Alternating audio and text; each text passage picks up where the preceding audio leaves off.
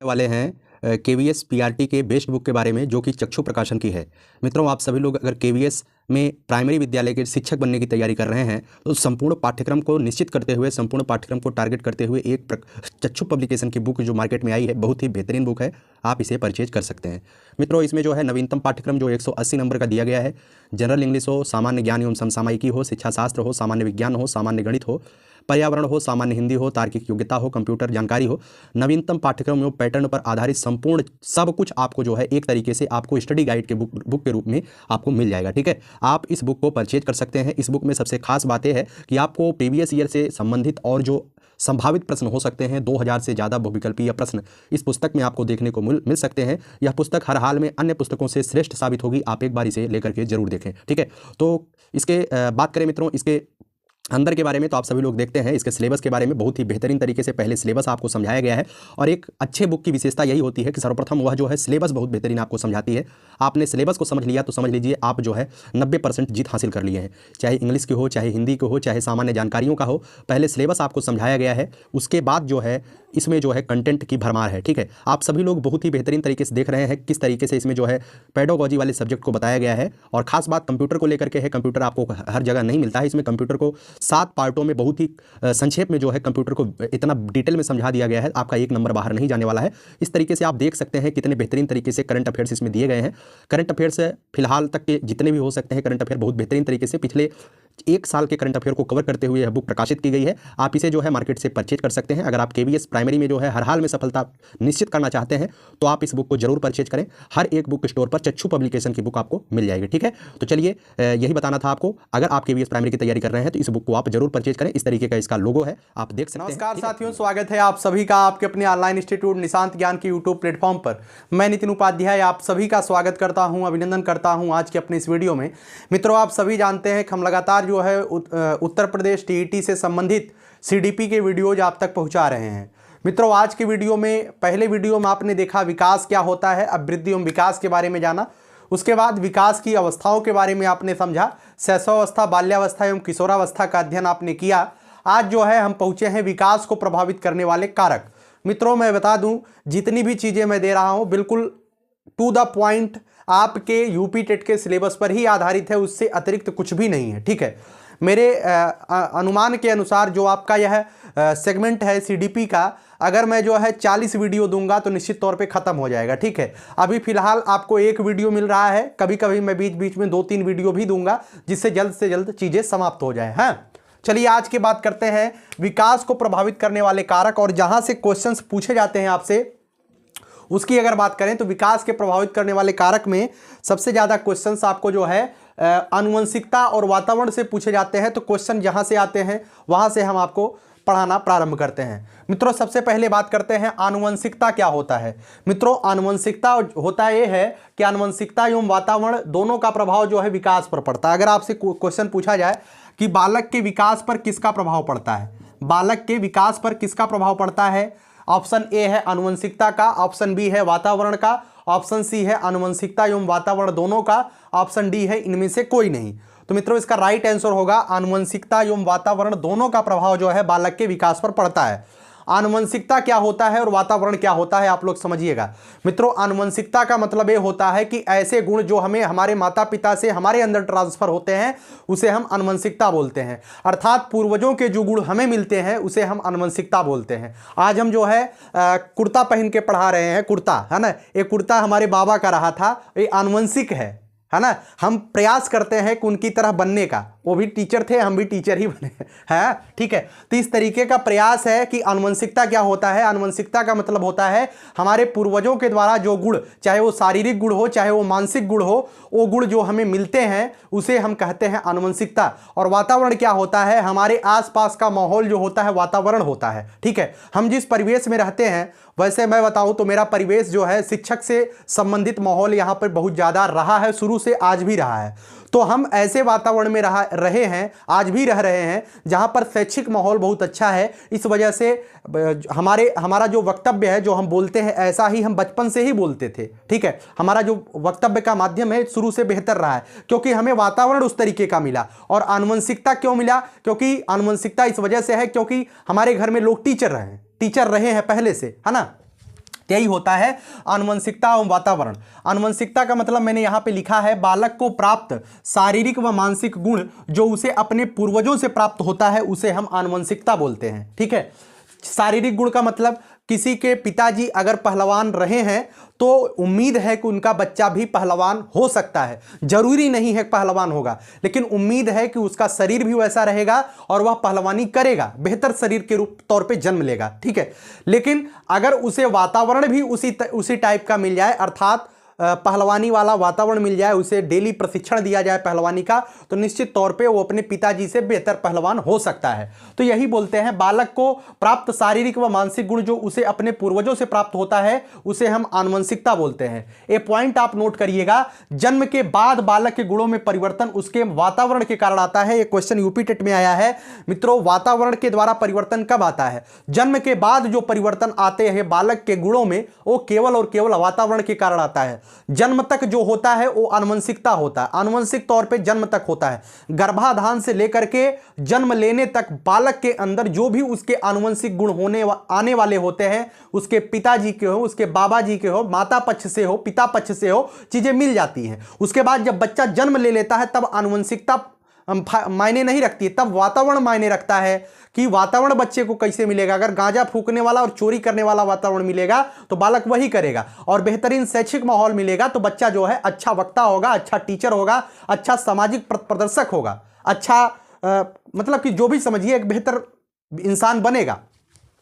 तो आपसे क्वेश्चन यह पूछा जाएगा जन्म के बाद बालक के गुणों में परिवर्तन कैसे आता है, आनुवंशिकता से आता है या वातावरण से आता है? तो मित्रों केवल वातावरण जिम्मेदार होता है, वातावरण जिम्मेदार होता है जन्म के बाद, जन्म से पहले तक आनुवंशिकता होती है। ठीक, आगे बात करते हैं वुडवर्थ साहब ने कहा है कि वंशानुक्रम में वे सभी बातें आ जाती हैं, वंशानुक्रम में वे सभी बातें आ जाती हैं जो जीवन को आरंभ करते समय ही उपस्थित होते हैं, जन्म के समय नहीं। ध्यान रखिए जो मैंने बताया वही वुडवर्थ साहब ने वही कहा कि वंशानुक्रम में वे सभी बातें आ जाती हैं जो जीवन को आरंभ करते समय ही उपस्थित होते हैं, जन्म के समय नहीं, अपितु गर्भाधान के समय जन्म से लगभग 9 माह पूर्ण व्यक्ति में उपस्थित होता है। अर्थात जिस दिन मां के गर्भ में बच्चा आ जाता है, जिस दिन महिला एक महिला गर्भवती होती है, उस दिन से लेकर के जिस दिन बालक जो है जन्म लेता है उसके बीच में उसके अंदर आनुवंशिक गुणों का विकास हो जाता है। उसके बाद जब बच्चा जन्म लेकर के इस धरती पर आ जाता है तो उसके बाद जो है बालक के विकास पर सीधा सीधा उसके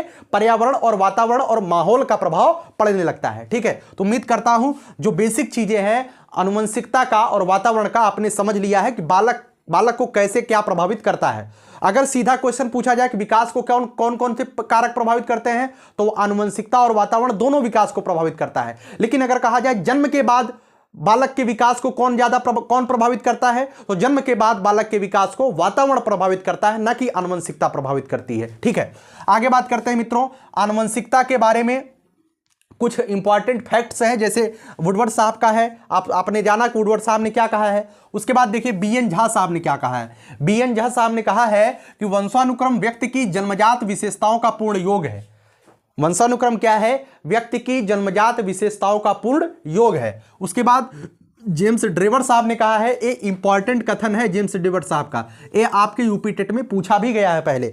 जेम्स ड्रेवर साहब ने कहा है कि माता पिता के शारीरिक व मानसिक गुणों का संतानों में हस्तांतरण होना वंशानुक्रम कहलाता है। सीटेट में एक क्वेश्चन बहुत ज्यादा बार पूछा जाता है बताइए बालक के अंदर वंशानुक्रम आप कैसे पहचानेंगे?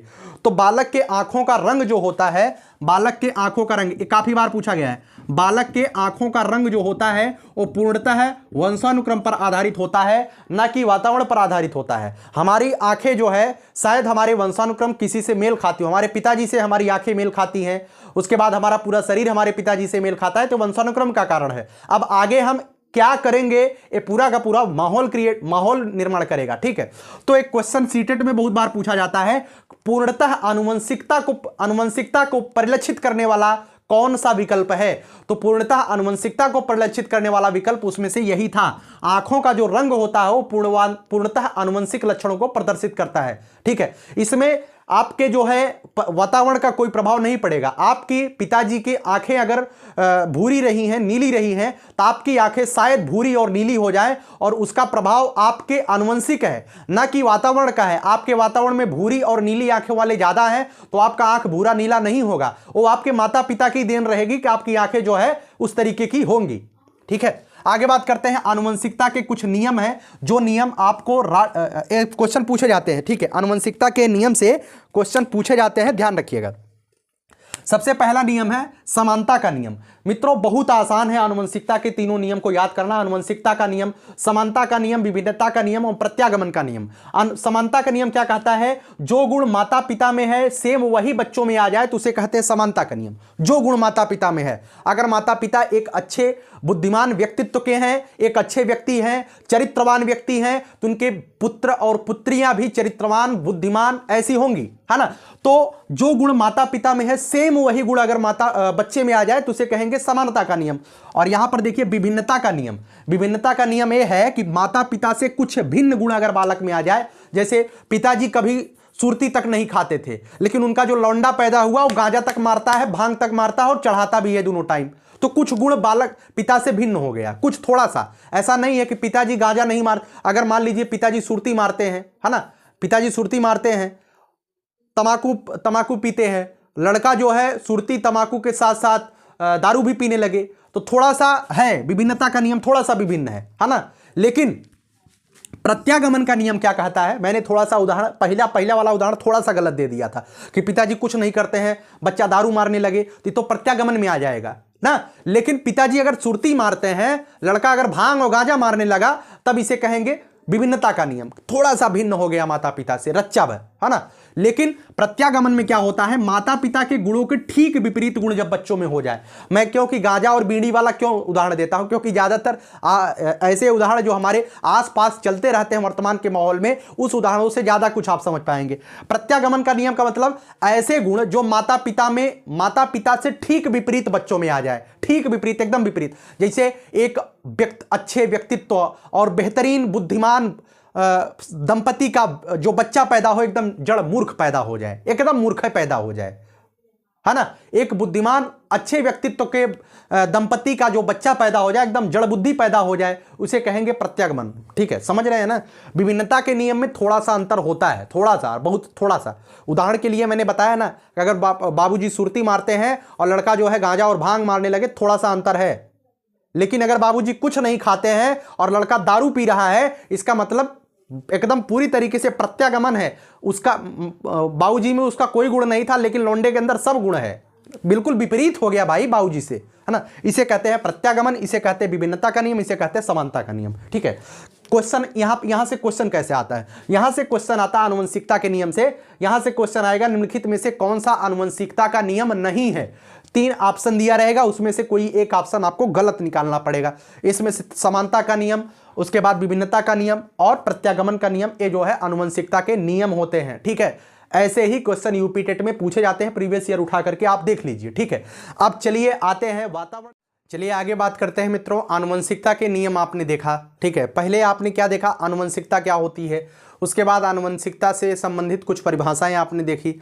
फिर आनुवंशिकता से संबंधित आपने 3 नियम देखे। कौन कौन से आपने 3 नियम लिए? प्रत्यागमन का नियम, विभिन्नता का नियम और समानता का नियम। अब आनुवंशिकता के सिद्धांत से क्वेश्चंस आपसे पूछे जाते हैं। आपसे क्वेश्चन यूपी टेट में दोनों आया है। निम्नलिखित में से कौन सा आनुवंशिकता का सिद्धांत नहीं है? एक क्वेश्चन यह भी आया है, निम्नलिखित में से कौन सा आनुवंशिकता का नियम नहीं है? तो आनुवंशिकता के 3 नियम है और आनुवंशिकता के जो है ये 4 सिद्धांत है जो आपको ध्यान रखने हैं। ठीक है, ईमानदारी से नोट्स मेंटेन करते चलिएगा, बिना नोट्स के ये चीज़ें आपके दिमाग से गायब हो जाएंगी आने वाले समय में, तो नोट्स आप लोग जरूर बनाए रहिएगा। पहले बात करते हैं मित्रों बीज कोष, आनुवंशिकता के सिद्धांत में सबसे पहला यही है कि बीज कोष या जनन द्रव्यों का सिद्धांत। ठीक है, बीज कोष या जनन द्रव्यों का सिद्धांत किसने दिया था? इनका नाम ही था बीजमैन। ठीक है, बीजमैन साहब ने बीज कोष का सिद्धांत दिया था। आप सभी लोग बीज से जरूर परिचित होंगे। ठीक है, तो इसे जो है क्या कहा जाता है? शरीर का निर्माण करने वाले जीवाणु जो है कभी नष्ट नहीं होते। इन्होंने बताया कि शरीर का निर्माण जिससे होता है वो जीवाणु जो होते हैं वो कभी नष्ट नहीं होते हैं, बल्कि पीढ़ी दर पीढ़ी जो है स्थानांतरण होते रहते हैं। आप जन्म लेते हैं, शादी विवाह करते हैं, फिर आपके बच्चे पैदा होते हैं, फिर जो बच्चा होता है आप जो है इस धरा को छोड़ करके गायब हो जाते हैं, फिर वो बच्चा जो है शादी विवाह करता है, अपना गुण अपने बच्चों में ट्रांसफर करता है, आने वाले बच्चों में, ठीक है। इस तरीके से जो आपने अपने बच्चों तक पहुंचाया उसे जो है आपका बच्चा अपने बच्चों तक पहुंचाएगा। अर्थात इन्होंने यही कहा था बीजकोष के सिद्धांत में कि शरीर का निर्माण करने वाले जो जीवाणु होते हैं वो कभी नष्ट नहीं होते हैं, बल्कि पीढ़ी दर पीढ़ी जो है स्थानांतरण होते रहते हैं, ठीक है। आगे बात करते हैं मित्रों, महत्वपूर्ण है, इंपॉर्टेंट है, आपके यूपी टेट में पूछा गया है। उपार्जित गुणों का असंचरण का सिद्धांत। मित्रों, उपार्जित गुणों का असंचरण का सिद्धांत, इसका मतलब ये होता है कि जो गुण माता पिता में होते हैं वो गुण बच्चों में स्थानांतरित नहीं होते हैं। यह भी सिद्धांत बीजमैन साहब ने ही दिया था। किसने दिया था? बीजमैन साहब ने यह भी सिद्धांत दिया था। क्या दिया था? उपार्जित गुणों का असंचरण का सिद्धांत, अर्थात माता पिता के अर्जित गुणों का स्थानांतरण बालक में नहीं होता था, ऐसा उन्होंने कहा था, ठीक है। लेकिन एक सिद्धांत इसके आगे लैमार्क साहब ने दे दिया था। लैमार्क साहब ने क्या कहा था कि अर्जित गुणों का संचरण का सिद्धांत। इन्होंने कहा उपार्जित गुणों के असंचरण के सिद्धांत, बीजमैन साहब ने इसमें कहा कि माता पिता के जो अर्जित गुण होते हैं वो बालकों में स्थानांतरित नहीं होते, ट्रांसफर तो नहीं होते हैं। लेकिन अर्जित गुणों के संचरण का सिद्धांत देते हुए लैमार्क साहब ने बताया कि भैया नहीं, माता पिता के जो अर्जित गुण होते हैं वह भी बालकों तक आनुवंशिक तौर पे स्थानांतरित होते हैं। एग्जाम्पल के तौर पे इन्होंने जिराफ का एग्जाम्पल दिया था। किसका एग्जाम्पल दिया था? जिराफ का। और आपने जो है जिराफ वाले एग्जाम्पल से बहुत सारी कहानियां वगैरह पढ़ी होगी। उसकी गर्दन जो है लंबी होती है, कूद करके खा लेता है, इस तरीके के। पहले वो झुक के खाता, धीरे धीरे ऐसे जब पेड़ बड़े होते चले गए तो उसका गला भी धीरे धीरे बड़ा होता चला गया। तो अर्जित जो गुण होते हैं उसका स्थानांतरण इन्होंने कहा कि होता रहता है। तो ध्यान रखिएगा कि उपार्जित गुणों के असंचरण का सिद्धांत बीजमैन ने दिया था, लेकिन अर्जित गुणों के संचरण का सिद्धांत लैमार्क साहब ने दिया था। और इन्होंने कहा कि जो माता पिता के अर्जित गुण होते हैं वो बालकों तक स्थानांतरित होते हैं, लेकिन इन्होंने कहा था कि बालकों तक स्थानांतरित नहीं होते हैं, ठीक है। आगे बात करते हैं जो कि इंपॉर्टेंट है आपके लिए, मेंडल का सिद्धांत। आपने ग्रेगर जॉन मेंडल का नाम जरूर सुना होगा, ठीक है। जॉन मेंडल मैं लिख देता हूं, आप जॉन मेंडल लिखने के बाद आगे लिखिएगा। इन्हें जो है आनुवंशिकता का जनक कहा जाता है। क्या कहा जाता है? इन्हें आनुवंशिकता का जनक कहा जाता था, ठीक है। यह जो है एक बहुत बड़े वैज्ञानिक बनना चाहते थे, लेकिन हुआ ये कि इनके पास उतने रिसोर्सेज नहीं थे। ये जो है परिवार से थोड़ी सी स्थिति इनकी खराब थी, परिवार से संपन्न नहीं थे ग्रेगर जॉन मेंडल साहब। इस वजह से इन्होंने मंक बना, अर्थात ये जो है साधु सन्यासी बन गए और एक कुटिया बना लिए, उसी कुटिया में रहते थे। लेकिन एक वैज्ञानिक दिमाग कुटिया में भी कभी पूजा पाठ नहीं करता था। ये हमेशा जो है वहां से जो पौधे होते थे उन्हीं पौधों पर अपना शोध करता रहता था। लगभग 28,000 पौधों पर इन्होंने शोध किया था। 28,000 पौधों पर इन्होंने शोध किया था, तब जाकर के इन्होंने कुछ निष्कर्ष निकाले थे, ठीक है। अगर आपसे कहा जाए ग्रेगर जॉन मेंडल को क्या कहा जाता है, तो इन्हें जो है आनुवंशिकता का जनक कहा जाता है। क्या कहा जाता है? आनुवंशिकता का जनक। आप लिख लीजिएगा, आनुवंशिकता का जनक बोला जाता है। इन्होंने कितने पौधों पर प्रयोग किया था? तो 28,000 मटर के पौधों पर इन्होंने प्रयोग किया था, ठीक है। समझ में आया ना? आगे बात करते हैं मित्रों, इन्होंने क्या कहा था? इन्होंने चूहों पर भी प्रयोग किया था, इस बात को भी आप ध्यान रखिएगा। मटर और चूहा दोनों पर इन्होंने प्रयोग किया था। इन्होंने चूहों पर भी प्रयोग किया था, यहां पे मैंने लिखा नहीं है, आप लिख लीजिएगा। मेंडल साहब ने जो प्रयोग किया था वो मटर पर भी किया था और चूहों पर भी इनका प्रयोग आया है जी, ठीक है। पीडी पाठक साहब की किताब में है। आगे बात करते हैं मेंडल का सिद्धांत में इन्होंने क्या कहा है कि एक ही माता पिता के संतानों में विभिन्नता पाई जाती है। आप जो है एक ही माता पिता के एक 2 भाई होंगे, 3 भाई होंगे, तो आप देख रहे होंगे कि आप तीनों भाई एक ही गुण के नहीं होंगे। भले ही एक माता पिता से आप उत्पन्न हैं, लेकिन तीनों भाइयों के गुण अलग अलग हैं, ठीक है। तो मेंडल साहब ने वही बताया था कि एक ही माता पिता के संतानों में विभिन्नता पाई जाती है। एक ही माता पिता से उत्पन्न संतानों में विभिन्नता पाई जाती है, ठीक है। आप सभी लोग जानिएगा कि मनुष्य में गुणसूत्रों की संख्या कितनी होती है? 46, ठीक है। मनुष्य में गुण, आप लिखिएगा नीचे, मनुष्य में गुणसूत्रों की संख्या कितनी होती है? 46। अगर आपसे कहा जाए 23 जोड़े गुणसूत्र होते हैं, यह ध्यान रखिएगा, 23 जोड़े, एक जोड़े में 2 गुणसूत्र होता है, 23 जोड़े गुणसूत्र होते हैं मनुष्यों के अंदर, ठीक है। मेल के अंदर जो गुणसूत्र होता है उसे हम XY से डिनोट करते हैं, पुरुष के अंदर जो गुणसूत्र होता है, ठीक है। और महिला के अंदर जो गुणसूत्र होता है उसे हम XX से संबंधित करते हैं, पुरुष और महिला, ठीक है। महिला के अंदर जो गुणसूत्र होता है उसे XX से प्रदर्शित करते हैं और पुरुष के अंदर जो गुणसूत्र होता है उसे हम XY से प्रदर्शित करते हैं। आप नीचे जो है नोट्स में मेंटेन करते हुए चलिएगा, ठीक है। मैं आपको बता दूं, एक महिला को जो है बच्चा पैदा होता है या बच्ची पैदा होती है, उसमें जो है महिला की कोई रिस्पॉन्सिबिलिटी नहीं होती है। पूरी की पूरी गुणसूत्र पुरुष के जिम्मेदार होते हैं कि गर्भ से उत्पन्न होने वाला जो बच्चा होगा वह मेल होगा या फीमेल होगा, इसमें महिला की गलती नहीं होती है। लेकिन अभी भी कुछ जगह पर जो है अशिक्षितता होने के कारण, शिक्षित नहीं होने के कारण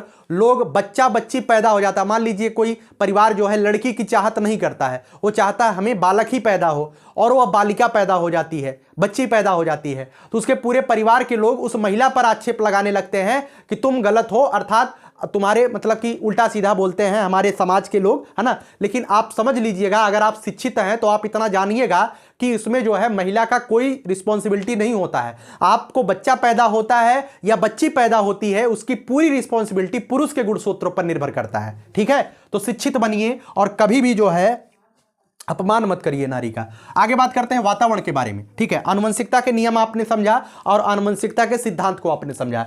वातावरण की बात कर लेते हैं। वातावरण क्या होता है मित्रों? जो पर्यावरण होता है सीधे सीधे उसी को वातावरण हम कह देते हैं। पर्यावरण क्या होता है? हमारे चारों ओर का जो वातावरण होता है उसे पर्यावरण बोलते हैं। पर्यावरण दो शब्दों से मिलकर बना है, परिधन आवरण। पर्यावरण, यहां पर कौन सी संधि है? तो यहां पर यण स्वर संधि है, आप यह भी ध्यान रखिएगा, ठीक है। व्यक्तित्व को प्रभावित करने वाले प्रमुख कारक कौन सा है? तो वातावरण है, ठीक है। वातावरण, व्यक्तित्व को प्रभावित करने वाला प्रमुख कारक कौन सा है? तो वातावरण है, आप लिख लीजिएगा। व्यक्तित्व, आप किस तरीके के होंगे, किस तरीके के व्यक्ति होंगे? आप चोर होंगे कि बदमाश होंगे कि शिक्षक होंगे कि नेता होंगे कि सामाजिक कार्यकर्ता होंगे कि क्या होंगे? आपके व्यक्तित्व का निर्माण का जो प्रमुख कारक होता है वो आपका वातावरण होता है, ठीक है। आगे बात करते हैं। एक बहुत बड़े विद्वान हुए थे वाटसन साहब, इन्होंने वातावरण को परिभाषित करते हुए कहा था कि मुझे एक नवजात शिशु दे दो, ठीक है, मैं उसे जो चाहूं बना दूं, ठीक है। ये बहुत ज्यादा बार यह परिभाषा पूछी गई है कि वाटसन साहब ने क्या कहा है, कि वाटसन साहब ने कहा है मुझे एक नवजात शिशु दे दो, मैं जो चाहूं उसे बना सकता हूं, ठीक है। किसने कहा है? वाटसन साहब ने कहा है। अगर मैं चाहूं तो उसे डॉक्टर बना सकता हूं, अगर मैं चाहूं तो उसे इंजीनियर बना सकता हूं, जो चाहूं वो बना सकता हूं, अगर मैं चाहूं तो उसे पक्का जो है बदमाश बना सकता हूं। आगे बात करते हैं रॉस साहब। रॉस साहब ने कहा है कि वातावरण वह बाहरी शक्ति है जो हमें प्रभावित करती है। वातावरण वह बाहरी शक्ति है जो हमें प्रभावित करती है। किसने कहा है? रॉस साहब ने कहा है।